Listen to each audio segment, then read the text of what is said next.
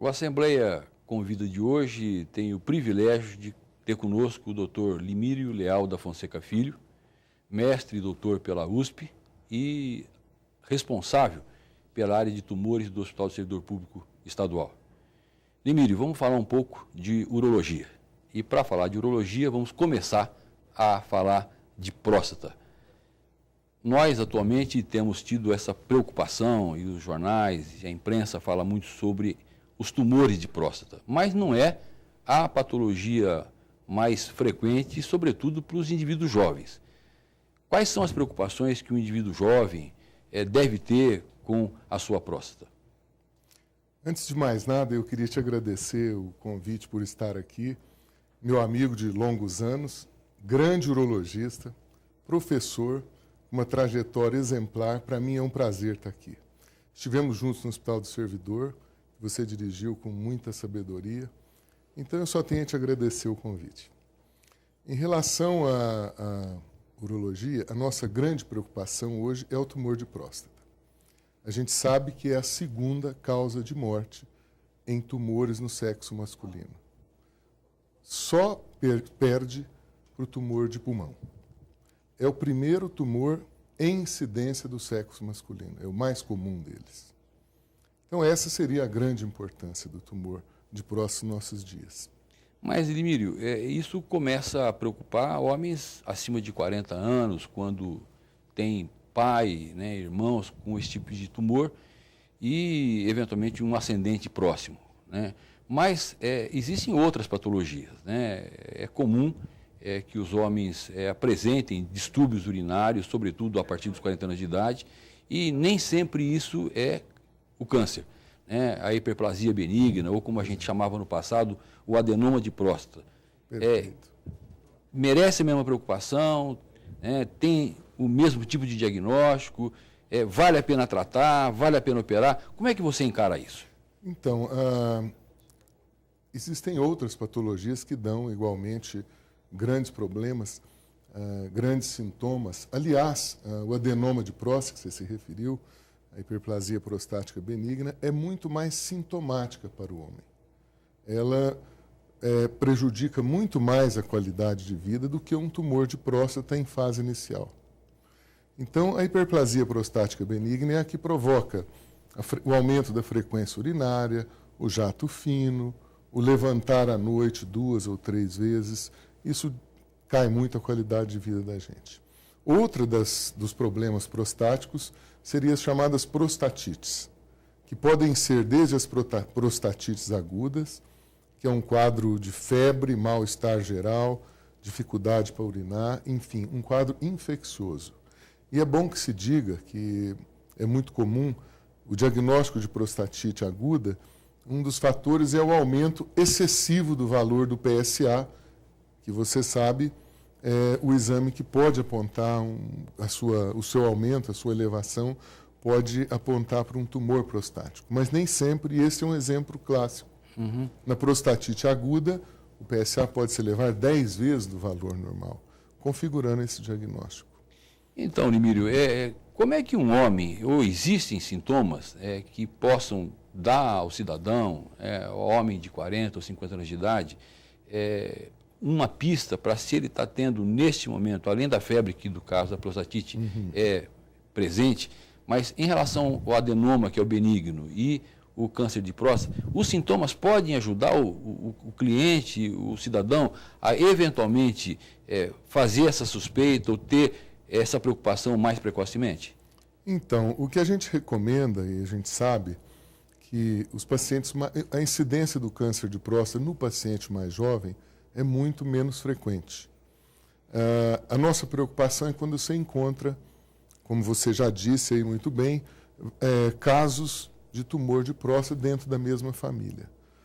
Nessa situação, o exame tem que ser feito a partir dos 40 anos. E anualmente também, ou você recomenda que se faça com maior frequência? Não, se o exame de PSA e o toque forem normais, o exame deve ser feito uma vez por ano. Mesmo que tenha tido essa história do pai, de um irmão, do avô? Mesmo a história do pai, do irmão, do isso. avô, basta um ano. A gente sabe que o tumor de próstata, em mais de 90% das vezes, ele é um tumor de crescimento muito lento. ele pode levar até 2 anos para duplicar a sua população celular, e isso nos permite, nos dá esse tempo para poder fazer o diagnóstico precoce da doença. Agora, em relação ao tumor benigno, que é a hiperplasia, vamos dizer que o câncer de próstata, para você ter sintomas urinários, é preciso que ele esteja muito avançado. E hoje a gente tem diagnosticado cada vez mais o tumor no seu estadio mais precoce, ou seja, o paciente não tem sintomas. Então, Limírio, no passado era bastante comum que um paciente com 50, 55 anos de idade, em função dos sintomas prostáticos e no seu adenoma, ele acabava frequentemente sendo operado. Hoje isso tem sido menos frequente. As drogas, as alternativas que se oferecem neste momento melhoram a qualidade de vida da pessoa e têm retardado a oportunidade dessa cirurgia.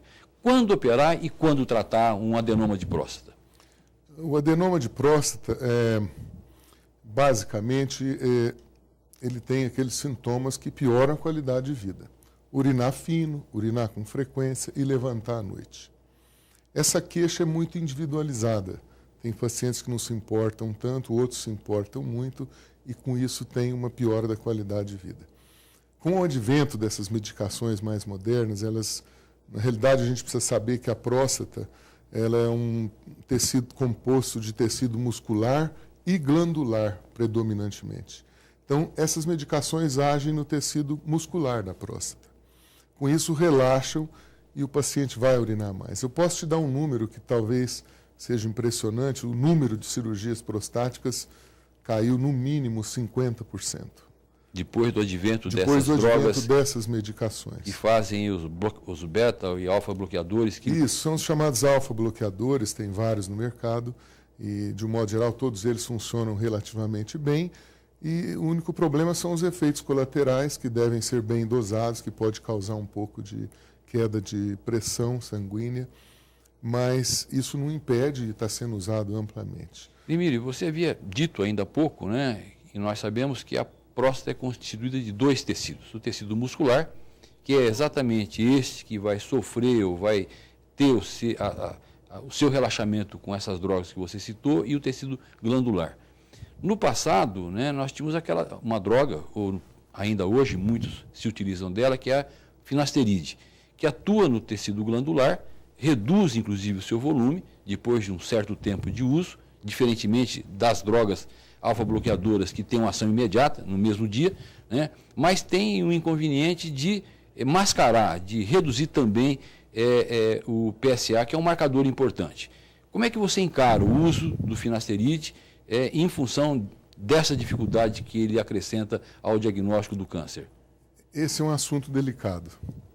A finasteride é uma droga já há alguns anos no mercado, e de fato um dos problemas é que ela diminui o valor do PSA em 50%. Então, se você tiver um PSA de 1, por exemplo, se você estiver tomando finasterida, esse resultado seria 2. Então, basta você dividir por 2 o valor do PSA e acompanhar esse paciente mais proximamente. Ela mascara sim, mas a gente sabe que é esse o valor, ela quebra em 50%. O uso da finasterida tem que ser individualizado.